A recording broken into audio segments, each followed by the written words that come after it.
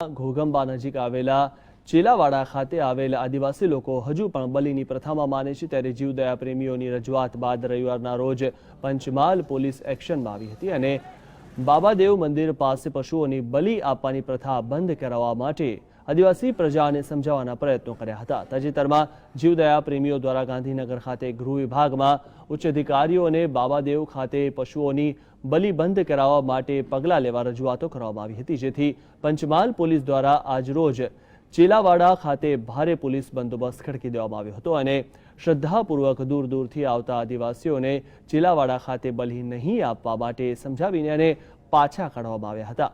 કોઈની આસ્થાને ઠેસ ન પહોંચે તેની કાળજી પણ પોલીસ દ્વારા રાખવામાં આવી હતી। બળ પ્રયોગ કરવાને બદલે પોલીસ સમજાવટથી કામ લેતી જોવા મળી હતી। જોકે સદીઓથી ચાલતી પરંપરા બંધ કરાવવામાં પોલીસ કેટલાક અંશે સફળ નીવડે છે તે તો આવનારો સમય જ બતાવશે।